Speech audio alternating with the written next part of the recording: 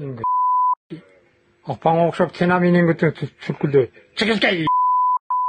Апаңа өчөшүп күнүгө урам. Мындай сөздөр менен баласын сабап видеого тартып аялына жөнөткөн видео тасма социалдык тармактарга тарап кызуу талкууга жем таштады. Анда видеодо көрүнүп тургандай 4 жаштагы уулун тилдеп уйкум келип жатат дегенине карабай эшикке чыгарып жиберген. Эшикке чыгып жатасың айтып коеюн.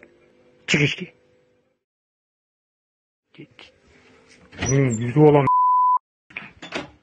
Ал арада кичинекей баласын урду деген 39 жаштагы киши алайдын тургуну экени аныкталды. Учурда тергөө иштери башталып, суракка алынган. Ал мындай аракетке жубайы менен пикир келишпестиктен улам барганын билдирген. Аны коркутуп коюу максатында баласын урушуп, видеого тартып, Орусияда эмгектенип жүргөн аялына жөнөткөн. Учурда жаш баланын абалы туруктуу деп айтылды, тиешелүү экспертизалар дайындалган. Жубайы учурда Россия Федерациясында аны менен пикир келишпестиктен улам аны коркутуп коюу максатында ошо баласын видеого тарткандыгы маалым болгон.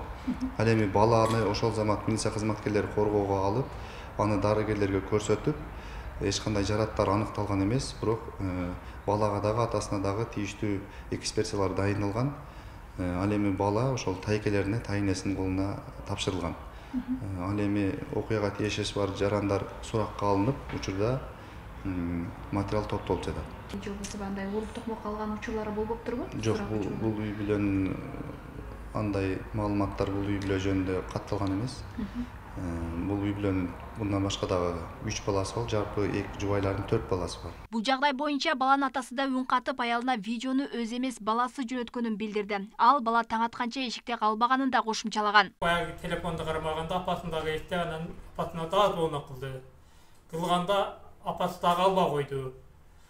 Анан мен звонок кылсам, мага бир баланы айттым, мен укпай калдым да, кайра өчүрүп койду. Ошентип кыйlı bir saat ашык чалдык тегел болбой койду. Кээде занят кылып коет, кээде чормисокко киргизип коет, короче ар нерсе болуп атты да. Анан кыйла отурдук, ошол ойго келди. Ушунда тартып жөнөтсөк, өчүрбөй биз менен сүйлөшөбү деген ой болду. Onu балам уктаган эмес. Эң эмес уктаганда бир 2,5-2 уктайт. Ол өзүнөн сурасаңар деле айтып берсе керек. Ошентип анан onu тартканбыз. Көңөр ойлоп атсыңар, баланы таң аткыч чейин эшикте коюп койду деп. Мен баягы тартып туруп, баланы эшикти жап деп анан кайра буякты үйдү тартып, кайра бурулдум го, ошол малда эле балам кирген эшиктен. Ол бир сүйлөшүп, бир 2 жолу сүрөткө видеого тартылып, бириси чала болуп чыгып калды го. Ол окшошпой калган. Onu мен жөнөткөн эмесмин, балам жөнөтүп аткан. Мен анча-мынча телефонду чукушуп деле билбейм, ол жакшы билет. Ошондо ол тартканбыз да, кыргыз элин. Эми силерден кечирим сурайм, бирок бул нерсенин bunчалык болуп кетишин мен ойлогон эмесмин. Onu чындап аялым чыгарып атабы же бөлөк бирөөсү чыгарып атабы, ойдан билбейм да. Учурда бала туугандарынын колунда экени белгилүү болду. Окуя бир топ күн мурун Алай районунун Курманжан Датка айыл аймагында болгон. Баланын апасы миграцияга кеткенине 4 ай болгону айтылды. Жубайлардын ортосунда 4 бала бар. Алай райондук эмгек жана социалдык өнүгүү бөлүмүнүн башчысынын айтымында, эми балдарды фостердик үй бүлөгө алуу каралууда. Баланы биз азыр экспертизага дагы жөнөттүк. Эми азыр КДДга администрациянын алдындагы балдар иштери боюнча комиссияга койгону жатабыз. Комиссияда балдарды азыр убактылуу фостердик үй бүлөгө алабыз. Андан кийин дагы дальше өзүбүздүн мыйзам чегинде иштерди жүргүзөбүз.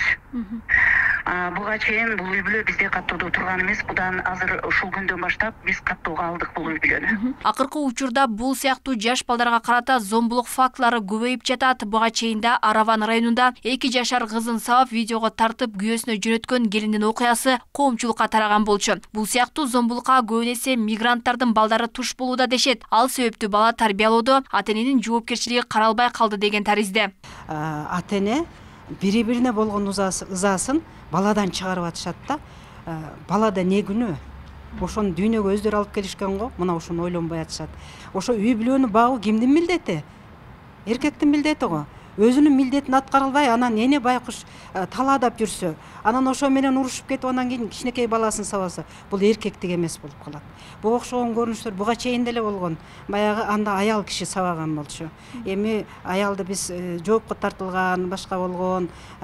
Анан бул жерде биздин эң мындай кандай десем, аялуу балдарыбыздын маселесин чындыгында карашыбыз керек болуп калды. Себеби кетип атканда ата эне баланы кимге таштап атат?